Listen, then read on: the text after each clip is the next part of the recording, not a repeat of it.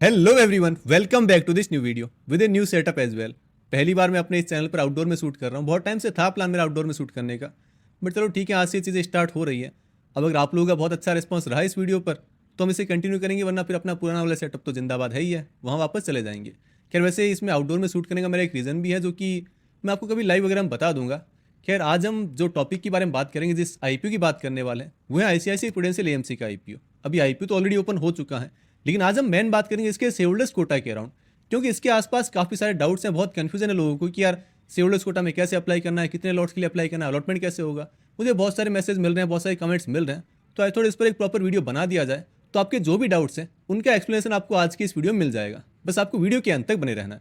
वैसे आपके जितने डाउट्स मुझे मिले हैं, जितने कमेंट्स वगैरह मिले हैं, सबको कंबाइन करके मैंने एक ही अपने स्टिकी नोट्स में लिख रखे हैं, तो आपके सारे डाउट्स आज क्लियर हो जाएंगे, तो बस बने रहिए अंत तक। देखिए, इसमें सबसे पहला डाउट तो है एलिजिबिलिटी के अराउंड कि यार मैं इस आईपीओ में शेयर होल्डर्स कोटा में एलिजिबल हूँ या नहीं, ये मुझे कैसे पता चले। तो देखिए, इसका सबसे पहला पॉइंट तो ये है कि इस आईपीओ में शेयर होल्डर्स कोटा की जो रिकॉर्ड डेट है वो है 5 दिसंबर। मैंने आपको ऑलरेडी पहले भी काफ़ी बार बताया टेलीग्राम वगैरह पर। तो 5 दिसंबर के दिन अगर आपके डीमैट अकाउंट में इसकी पेरेंट कंपनी आईसीआईसीआई बैंक के शेयर्स थे, तो फिर आप बिंदास इस आईपीओ में शेयर होल्डर्स कोटा में अप्लाई कर सकते हो।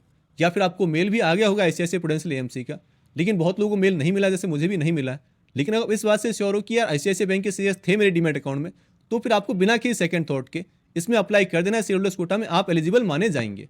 दूसरी बात यह कि क्या हम 2 एप्लीकेशन एक साथ लगा सकते हैं, तो ऑब्वियस है कि आप लगा सकते हो इस आईपीओ में। वैसे जनरली आईपीओ के जो भी वीडियोस होते हैं उनके अराउंड आपको यही बात बताई जाती है कि किसी भी आईपीओ में हम अपनी 2 कैटेगरी में अप्लाई नहीं कर सकते। लेकिन ये एक एक्सेप्शन है कि जिस भी आईपीओ में शेयर होल्डर्स कोटा होता है, उस आईपीओ में हम एक तो शेयर होल्डर्स कोटा वाली एप्लीकेशन और दूसरी हमारी जो नॉर्मल एप्लीकेशन होती है रिटेल या एचएनआई एप्लीकेशन, वो लगा सकते हैं। तो इस आईपीओ में भी आप अपनी एक तो शेयर होल्डर्स कोटा की एप्लीकेशन लगा पाएंगे, और दूसरी अगर आपको रिटेल में अप्लाई करना है, स्मॉल एचएनआई में अप्लाई करना है, या फिर बिग एचएनआई कैटेगरी में, वो आपको चूज कर लेना है। अब तीसरा ये कि शेयर होल्डर्स कोटा में हम कितने लॉट्स के लिए अप्लाई कर सकते हैं। तो देखिए, इसमें लॉट की तो कोई लिमिट नहीं होती है, लिमिट होती है अमाउंट की। तो शेयर होल्डर्स कोटा में same as retail category, retail में भी हम मैक्स 2 लाख रुपए तक के ही अमाउंट के लिए अप्लाई कर सकते हैं। तो शेयर होल्डर्स कोटा में भी वही लिमिट है, यहाँ भी हम 2 लाख रुपए तक के शेयर्स के लिए अप्लाई कर सकते हैं। मैक्स लिमिट है 2 लाख रुपए तक की अमाउंट की, ना कि किसी लॉट की।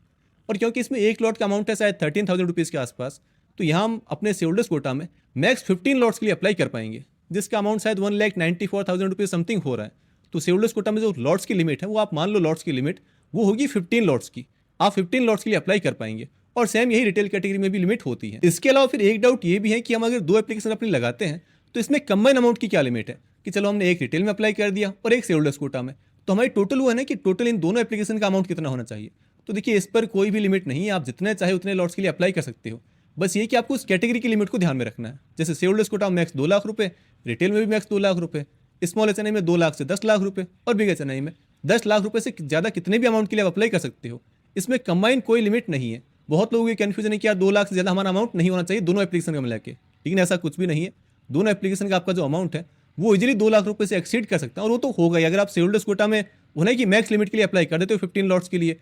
उसके बाद दूसरी चाहे कोई भी कैटेगरी हो, तो आपका अमाउंट 2 लाख रुपए से ज़्यादा हो ही जाना है, और वो हो सकता है। इसमें ऐसा कोई रेस्ट्रिक्शन नहीं है। इसके अलावा एक जो डाउट है वो है इसमें अलॉटमेंट प्रोसेस को लेकर। ये एक सबसे इंटरेस्टिंग पॉइंट है कि यार शेयर होल्डर्स कोटा में अप्लाई कर तो दें, लेकिन इसमें हमें अलॉटमेंट मिलेगा कैसे, अलॉटमेंट का प्रोसेस क्या है। तो देखिए, इस आईपीओ में शेयर होल्डर्स कोटा वाले जो भी आईपीओ होते हैं, उसमें सिर्फ शेयर होल्डर्स कैटेगरी में प्रपोर्शनेट बेसिस पर अलॉटमेंट होता है। बाकी जो भी कैटेगरीज है, चाहे रिटेल ले लो, स्मॉल एचएनआई हो, या फिर बिग एचएनआई, वहाँ सब जगह है लॉटरी बेसिस पर अलॉटमेंट। लेकिन सिर्फ शेयर होल्डर्स कोटा में अलॉटमेंट होता है प्रपोर्शनेट बेसिस पर। अब इसको अगर मैं आपको एक एग्जांपल से समझाऊं, मान लो कि ये जो शेयर होल्डर्स कोटा का आईपीओ आईसीआईसीआई प्रूडेंशियल एएमसी का, ये 10 गुना ओवर सब्सक्राइब होता है, और आपने भी इसमें 10 लॉट के लिए अप्लाई कर दिया है, तो आपको गारंटीड 1 लॉट तो मिल जाएगा, जबकि बाकी किसी कैटेगरी में ऐसी गारंटी नहीं होती है।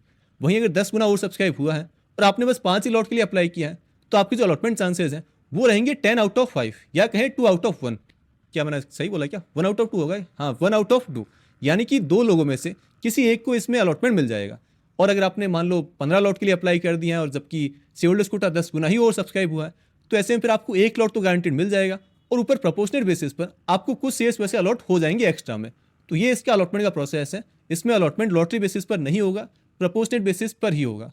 तो अगर आपको है ना कि अलॉटमेंट ज़्यादा चाहिए, अपने चांसेस ज़्यादा बनाने हैं, तो आपको ज़्यादा से ज़्यादा लॉट्स के लिए अप्लाई करना है। अगर आपके लिए पॉसिबल हो तो आप मैक्स 15 लॉट्स के लिए अगर अप्लाई करते हैं, तो आपको अलॉटमेंट के चांसेस सबसे ज़्यादा रहेंगे इस आईपीओ में, शेयर होल्डर्स कोटा में, ना कि बाकी कैटेगरीज में। तो ये तो बात हुई अलॉटमेंट प्रोसेस के बारे में। फिर है how to see allotment status. बहुत का ये भी डाउट है कि यार हम 2 एप्लीकेशन लगा तो देंगे, लेकिन जब हम अपने रजिस्ट्रार पर चेक करते हैं अपना अलॉटमेंट, तो जैसे ही हमने पैन नंबर एंटर किए, तो वहाँ हमें कैसे पता चलेगी कौन सी एप्लीकेशन का स्टेटस है? तो देखिए, ये तो वैसे कोई डाउट बनता ही नहीं है। आपने हो सकता है पहले कभी अप्लाई ना किया होगा शेयर होल्डर्स कोटा में। आप जैसे ही अपने पैन नंबर डालोगे वहाँ पे वो सर्च वाले बॉक्स में, तो आपको दोनों एप्लीकेशन की डिटेल्स एक साथ मिल जाएगी। जो रिटेल या एचएनआई एप्लीकेशन होगी आपकी वो, और शेयर होल्डर्स कोटा वाली एप्लीकेशन, तो वहाँ आपको दोनों एप्लीकेशन का स्टेटस एक साथ मिल जाएगा। तो ये वैसे कोई मेजर डाउट नहीं है। इसके अलावा है कि अगर मैंने रिकॉर्ड डेट के बाद शेयर सेल कर दिए, जैसे आईपीओ तो परसों ओपन हुआ है फ्राइडे को, परसों नहीं कल ही ओपन हुआ है फ्राइडे को, लेकिन मैंने उसके 5 तारीख से लेकर फ्राइडे के बीच में, ये 10 तारीख 11 तारीख जो भी है, इस बीच में अपने शेयर सेल कर दिए, तो मैं अपने वो है ना कि शेयर होल्डर्स कोटा के लिए एलिजिबल होऊंगा या फिर नहीं होऊंगा। तो इसमें भी आपको कोई डाउट या फिर कोई चिंता नहीं करनी है। आप बिंदास शेयर होल्डर्स कोटा में अप्लाई कर सकते हो, क्योंकि रिकॉर्ड डेट के दिन आपके डीमैट अकाउंट में शेयर्स थे। अगर आपने 5 तारीख को भी शेयर सेल कर दिए थे तो भी आपको एलिजिबल माना जाएगा, और 5 के बाद सेल किया तब तो कोई वो है ना कि है ही नहीं कंसर्न वाली बात, आप बिंदास इसमें अप्लाई कर सकते हो। इसके अलावा कुछ लोग ये भी सोच रहे हैं कि जो दोनों एप्लीकेशन हम लगाएंगे अपनी, एक तो शेयर होल्डर्स कोटा की और दूसरी नॉर्मल एप्लीकेशन, क्या हम ये दोनों सेम डीमैट अकाउंट से लगा सकते हैं या फिर हमारे पास 2 डीमैट अकाउंट होना जरूरी है? तो देखिए, ऐसा कोई वो है ना कि मैंडेटरी नहीं कि आपको 2 डीमैट अकाउंट से अप्लाई करना है। आप सेम ही डीमैट अकाउंट से आपको अलग अलग ऑप्शन मिल जाएंगे, उससे दोनों एप्लीकेशन आप अपनी लगा पाएंगे। और दूसरा एक डाउट ये भी है कि if shareholders quota and different demat, ठीक है हाँ, अगर आपका वो है ना कि शेयर होल्डर्स कोटा वाले जो शेयर्स हैं, जो आईसीआईसीआई बैंक के शेयर्स हैं, वो तो सपोज आपके पास एंजल वन में है और आपको अप्लाई करना है या तो अपस्टॉक से या फिर जेरोदा से, तो क्या मैं ऐसा कर सकता हूँ? तो आप ऐसा 100% कर सकते हो, क्योंकि आपकी वो कंपनी के जो भी सर्वर होगा उसमें आपके पैन नंबर शो होते हैं, ना कि डीमैट अकाउंट नंबर। तो अगर आपके पैन नंबर में आईसीआईसीआई बैंक के शेयर्स हैं, तो आप फिर किसी भी डीमैट अकाउंट से, दूसरे किसी भी डीमैट अकाउंट से इस आईपीओ में शेयर होल्डर्स कोटा में भी अप्लाई कर सकते हो। ऐसा कोई नहीं कि आपको एंजल वन में शेयर्स है तो एंजल वन से ही अप्लाई करना है। आपके जितने भी डीमैट अकाउंट्स हैं, आप जिससे चाहो उससे अप्लाई कर सकते हो। तो ये तो मोस्टली सारे डाउट्स क्लियर हो ही गए हैं। इसके अलावा कुछ एक दो और भी हैं कि can we get allotment in both? तो देखिए, इसका जो आंसर है वो भी 100% यस में ही रहेगा। अगर आप पर वो है कि भगवान की बहुत असीम कृपा हो गई, तो आपको अपनी दोनों एप्लीकेशन पर अलॉटमेंट मिल सकता है। ऐसा कोई रेस्ट्रिक्शन नहीं है कि एक में ही आपको आईपीओ अलॉट होगा। आपको अपने शेयर होल्डर्स कोटा वाली एप्लीकेशन और जो दूसरी नॉर्मल एप्लीकेशन होगी उसमें, दोनों में अलॉटमेंट मिल सकता है।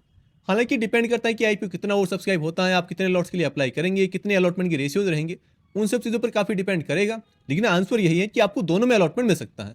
इसके अलावा फिर एक लास्ट डाउट है कि शेयर होल्डर्स कोटा में हमें जो शेयर्स मिलते हैं उनके लिए कोई लॉक इन पीरियड होता है या फिर नहीं होता? तो देखिए, आईपीओ के थ्रू हमें चाहे किसी भी कैटेगरी में शेयर्स मिले, उनके लिए कोई लॉक इन पीरियड नहीं होता। लॉक इन सिर्फ जो अर्ली इन्वेस्टर्स होते हैं, जो प्री आईपीओ इन्वेस्टिंग करते हैं, सिर्फ उन्हीं के लिए कुछ लॉक इन पीरियड होता है 6 महीने 12 महीने का। बाकी हम लोगों के लिए जिन्हें आईपीओ में शेयर्स मिलते हैं, चाहे रिटेल में मिले, स्मॉल एचएनआई में मिले, बिग एचएनआई में मिले, या फिर शेयर होल्डर्स कोटा में मिले, या फिर एम्प्लॉय कैटेगरी में ही क्यों ना मिले, उनके लिए कोई लॉक इन पीरियड नहीं होता। आप लिस्टिंग वाले दिन या तो चाहे प्री ओपन टाइम में या लिस्टिंग के बाद जब चाहे तो अपने शेयर सेल कर सकते हैं। तो यही वो सारे डाउट्स थे जो कि लोग आईसीआईसीआई प्रूडेंशियल एएमसी के आईपीओ के अराउंड या फिर कहीं इसके शेयर होल्डर्स कोटा के अराउंड काफ़ी पूछ रहे हैं। तो आई होप कि आपके सारे डाउट्स क्लियर हो गए होंगे। बाकी आपने इस आईपीओ में अप्लाई किया है या फिर नहीं किया है, फ्राइडे को आईपीओ ओपन था, ये आप कमेंट बॉक्स में जरूर बता दें। बाकी फ्राइडे को इसको ठीक ठाक रिस्पॉन्स मिला इस आईपीओ को, ऑलमोस्ट शायद 7-7.5 हज़ार करोड़ रुपये इसमें लग गए हैं ऑलरेडी। 0.4x के आसपास ये आईपीओ और सब्सक्राइब तो क्या है कि सब्सक्राइब हो चुका है। मैंने अब तक इसमें अप्लाई नहीं किया। जो भी मेरा प्लान होगा मैं अपने टेलीग्राम पर बता दूंगा, और इसकी जीएमपी की अपडेट्स भी आपको वहाँ पर मिल जाएगी। वैसे फिलहाल अगर मैं आपको इसकी जीएमपी की बात करूँ तो अभी इस आईपीओ ग्रे मार्केट में 11-12% के आसपास के प्रीमियम्स मिल रहे हैं, जो कि इतनी बड़ी साइज के आईपीओ के लिए तो बहुत अच्छे प्रीमियम्स है। मैं आपको बता दूं कि अगर इसकी लिस्टिंग 12% पर हो गई तो ये बहुत अच्छी लिस्टिंग होगी, क्योंकि इसमें हमें अलॉटमेंट मिलने के चांसेस काफ़ी ईजी रहेंगे। ऑलमोस्ट हर एक बंदे को ये आईपीओ अलॉट होने ही वाला है, या तो रिटेल में, नहीं तो बिग एचएनआई में तो बहुत ईजी अलॉटमेंट रहेगा। तो नहीं कि इतने ईजी अलॉटमेंट के ऊपर अगर 10-12-15% की भी लिस्टिंग मिल गए तो ये बहुत अच्छे लिस्टिंग होंगे। हालांकि जीएमपी सस्टेन करेगी नहीं करेगी, लिस्टिंग अभी इसकी बहुत लेट है, शायद 19-20 तारीख के आसपास इसकी लिस्टिंग होने वाली है, तो एक हफ्ते के आसपास का टाइम पड़ा है अभी। तो तब तक ये जीएमपी कितना सस्टेन कर पाती है, कहाँ लिस्ट होगा, वो सब अपडेट्स आपको टेलीग्राम पर मिलती रहेगी। तो टेलीग्राम आप ज्वाइन करके रख सकते हैं। बाकी अगर आपको ये सेटअप पसंद आया है तो आप नीचे कमेंट बॉक्स में बता दीजिए, मैं और भी ऐसे इसी सेटअप के साथ और वीडियोस बनाता रहूँगा, वरना फिर पुराने वाले सेटअप पर चले जाएंगे ग्रीन स्क्रीन के सामने। बाकी तो अगर आपने अब तक इस वीडियो को लाइक नहीं किया तो वीडियो को लाइक कर दें और चैनल को सब्सक्राइब भी कर लें, ताकि आपको आगे भी ऐसी और वीडियोज़ मिलते रहें। हमारी फिर मुलाकात होगी अगले वीडियो में। तब तक हाँ, अगर आपको शेयर होल्डर्स कोटा के अराउंड और भी कुछ डाउट्स रह गए आपके, तो इस पर मैंने 2-3-4 वीडियो ऑलरेडी बना रखे हैं कि कैसे शेयर होल्डर्स प्लस रिटेल में अप्लाई करना है एक साथ, या फिर शेयर होल्डर्स में अलॉटमेंट का क्या प्रोसेस है वो उन्हें बहुत डिटेल में समझा रखा है, या फिर शेयर होल्डर्स कोटा के जो भी डाउट्स हैं आपके, जो भी डाउट्स हैं इसके अराउंड, उस पर भी एक पूरा कंबाइंड वीडियो मैंने ऑलरेडी बना रखा है। तो वो सारे लिंक्स आपको नीचे डिस्क्रिप्शन बॉक्स में मिल जाएंगे। बाकी एंड स्क्रीन पर भी आपको 1-2 वीडियोस मिल जाएंगे, वो आप देख सकते हैं।